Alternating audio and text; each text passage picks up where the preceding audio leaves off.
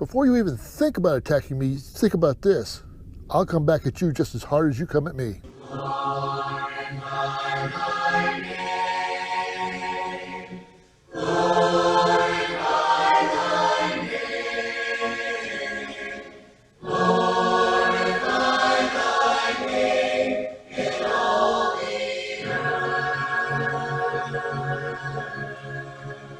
Hello, my name is Mike Gray, and welcome to another 5-minute message.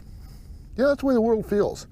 If you're going to attack me, I'll just attack back, and I'll attack back in kind or even harder. But is that the way God really wants us to respond to when we are attacked? When we're wronged, what should be our response? Well, according to the book of Matthew, chapter 5, verses 43 and 44, you have heard that it was said, you shall love your neighbor and hate your enemy. But I say to you, love your enemy and pray for those who persecute you. So we are to actually love our enemy, not hate them, not strike back. But what does that actually mean to love my enemy? So what does it mean to love our enemies? It's not an emotional response, that I can tell you. It's more of a practical response of how we should respond to those people who are attacking us. This week, I want to see how we practically apply this love to our enemies. There are several components to this, so I'm going to go through them quickly and just read a supporting verse quickly behind it. But I encourage you to study this on your own. It is a very important lesson that we need to learn so that we can project ourselves to the world as God would have us to. So for this practical application, I'm going to look at 1 Corinthians chapter 13, the love chapter, because that tells us how to administer love. But we often look at it as to our brother. What about to our enemy? How does that work? So first let's read 1 Corinthians chapter 13. We're going to look at verses 4 through 7. Love is patient. Love is kind. Love does not envy or boast. It's not arrogant or rude. It does not insist on its own way. It is not irritable or resentful. It does not rejoice at wrongdoing, but rejoices with the truth. Love bears all things, believes all things, hopes all things, endures all things. Now let's break that down a little bit. In verse 5 it says it's not rude or resentful, it doesn't rejoice in wrongdoing. What they're saying here is it doesn't respond in a negative way. We don't respond by name calling or holding a grudge, being resentful, and I'm never going to forgive that person. And we don't rejoice when bad things happen to them. We're not wishing them the worst and hoping that God will strike them back one day. Matthew chapter 5, verses 21 and 22 says, you have heard that it was said to those of old, you shall not murder, or whoever murders will be liable to judgment. But I say to you that everyone who is angry with his brother will be liable to judgment. Whoever insults his brother will be liable to the council, and whoever says you fool will be liable to the hell of fire. See, we are not to respond in an angry way. That's not how Christians are to react when they're persecuted. We need to respond in a much calmer, kinder way. Now in verse 4, it says that it doesn't boast and is not arrogant. So we also don't take the position of, oh, we're so much better than them. Those people, yeah, they persecute us, but they'll get theirs. We have to rise above that. We have to be better than they are. And that arrogant approach is not the way for us to react as well. Look at Matthew chapter 7, verses 3 through 5. Why do you see the speck that is in your brother's eye, but do not notice the log that is in your own eye? How can you say to your brother, let me take the speck out of your eye when there is a log in your own eye? You hypocrite.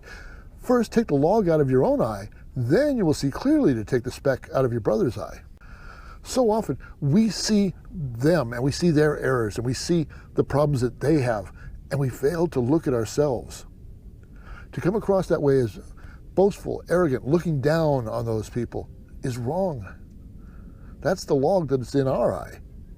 And until we remove that, we can't help those people who persecute us. Verse 5 also says, not insist on its own way. In other words, it's not my way or the highway. We are to take into consideration their position. Maybe The reason they're attacking us is it may have been something that we caused.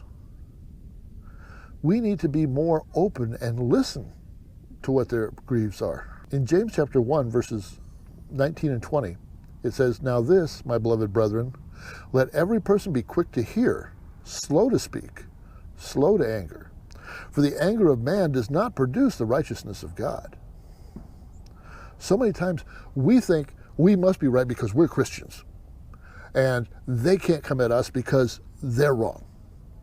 And yet we don't step back and listen to them, and listen to what their complaints are, listen to their grievances. It may very well be that it's unfounded, but it may be that through that we can mediate and be a peacemaker and diffuse the situation before it becomes a full-blown persecution. Verse 4 says we're to be kind. That means treat them nicely, treat them with respect.